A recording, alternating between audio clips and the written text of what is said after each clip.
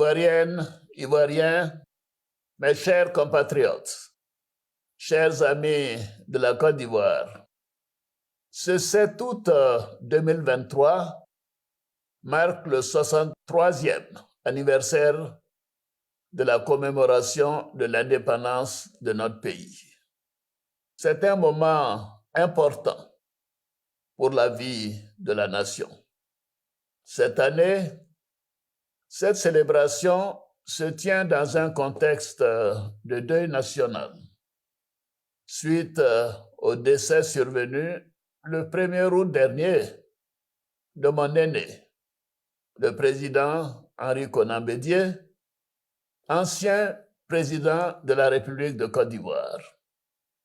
Au moment où je m'adresse à vous, je voudrais saluer la mémoire de ce grand homme d'État qui a marqué son époque et notre pays. Je réitère mes condoléances à son épouse, Madame Henriette Bédié, à sa famille, à son parti politique, le PDCI-RDA, et à tous les Ivoiriens. Chers frères, chères sœurs, en dépit d'un contexte mondial difficile, marqué par les effets négatifs de la pandémie de COVID-19 et la guerre en Ukraine, l'économie ivoirienne poursuit sa dynamique de croissance avec un taux de 6,7% en 2022 et une projection de plus de 7% par an pour la période 2023-2025. Par ailleurs, l'inflation a pu être maîtrisée grâce à la politique monétaire menée par la BCEAO et les décisions prises par le gouvernement de subventionner les produits pétroliers et de plafonner les prix de plusieurs produits de grande consommation. Les grands équilibres macroéconomiques sont donc maintenus. La bonne gouvernance et la lutte contre la corruption se renforcent chaque jour grâce à l'action du gouvernement et des institutions compétentes. Pour consolider les bonnes perspectives de l'économie ivoirienne et accélérer sa transformation structurelle, nous avons conclu un programme économique et financier de dernière génération avec le Fonds monétaire international. Les réformes identifiées dans ce cadre, que le gouvernement du Premier ministre Patrick Achi met en œuvre avec vigueur, accordent une place centrale au secteur privé et à l'instauration d'une fiscalité mieux adaptée à la structure actuelle de notre économie. Comme j'ai eu l'occasion de le souligner, nous sommes déterminés à faire émerger des champions nationaux dans tous les secteurs de notre économie et à poursuivre l'amélioration de l'environnement des affaires. Pour donner un meilleur cadre de vie aux Ivoiriens et renforcer la compétitivité de notre économie, les grands chantiers d'infrastructure se poursuivent. C'est dans ce cadre que nous avons récemment procédé aux inaugurations du parc des expositions d'Abidjan, de l'autoroute Yamoussoukro-Thiébissou, ainsi que de l'usine d'eau potable de Lamé.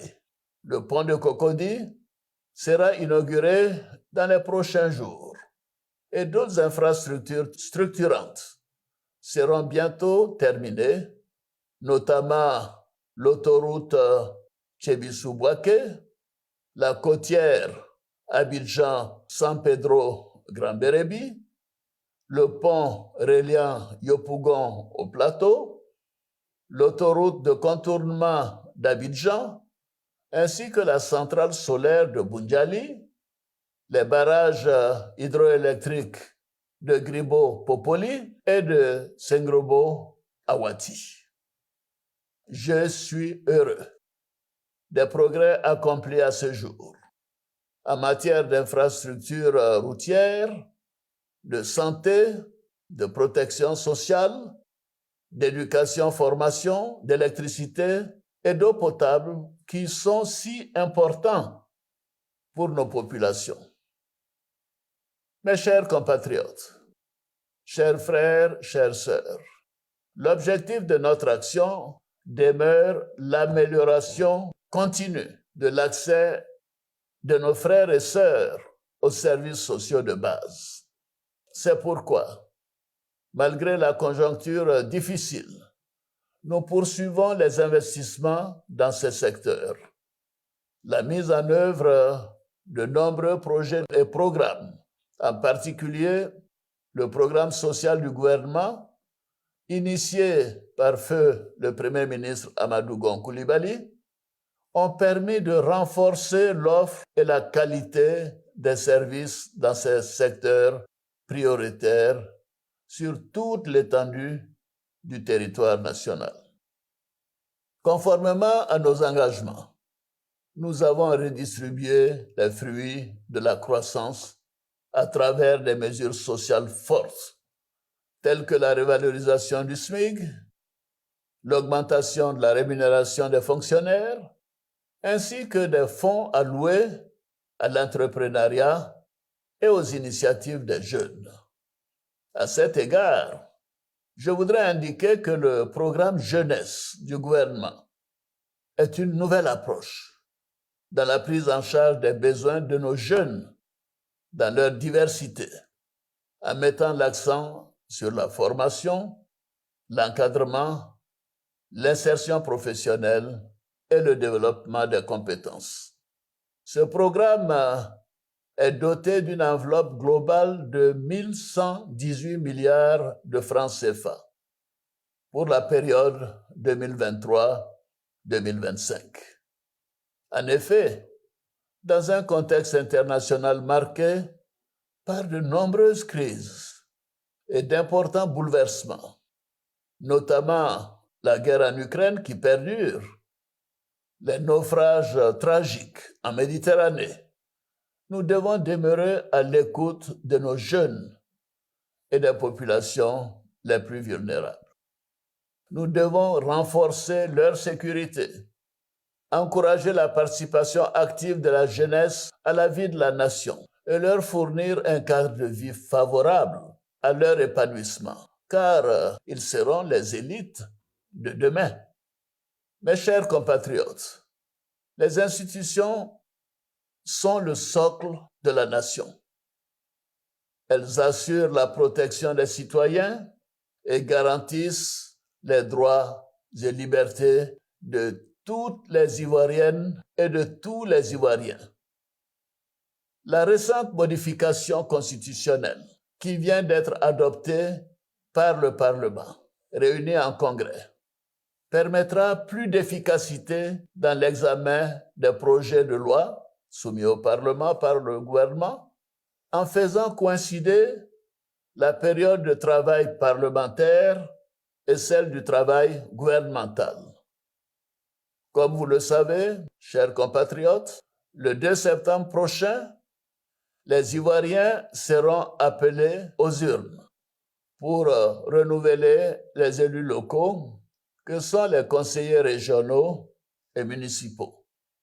Les élections sénatoriales pourront donc être programmées pour le 16 septembre 2023 avec la participation de tous les partis politiques, car les sénateurs ont été maintenus en fonction depuis décembre 2020, en attendant le renouvellement des conseillers régionaux et municipaux par tous les partis politiques.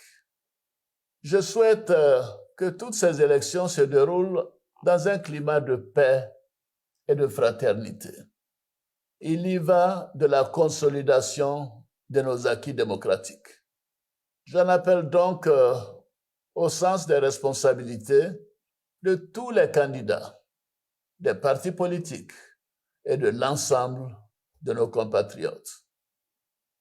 Chers frères, chères sœurs, la paix, la sécurité et la cohésion sociale constituent nos atouts les plus importants pour la stabilité de notre pays. Nous devons maintenir ce climat de paix et de sécurité pour poursuivre la dynamique de développement socio-économique de notre beau pays.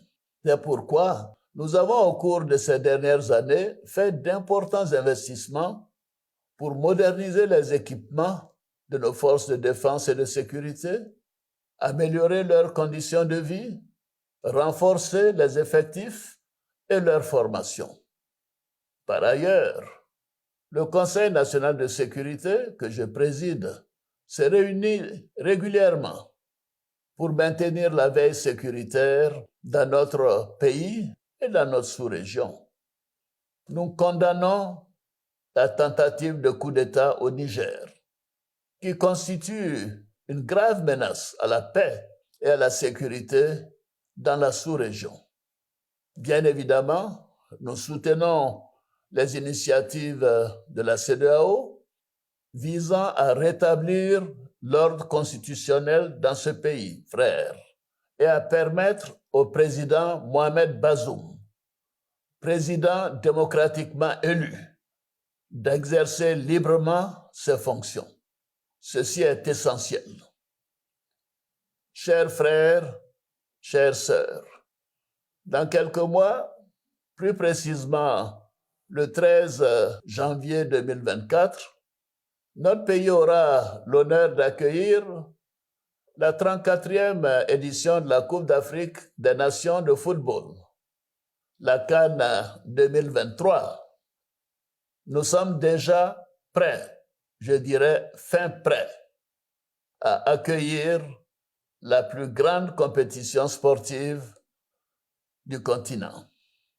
Avec la légendaire hospitalité de nos concitoyens, je suis convaincu que nous offrirons au monde entier ce que nous avons de meilleur en termes d'accueil, de culture et de richesse touristique. Je félicite le Premier ministre Patrick Achi et le gouvernement pour la qualité des infrastructures.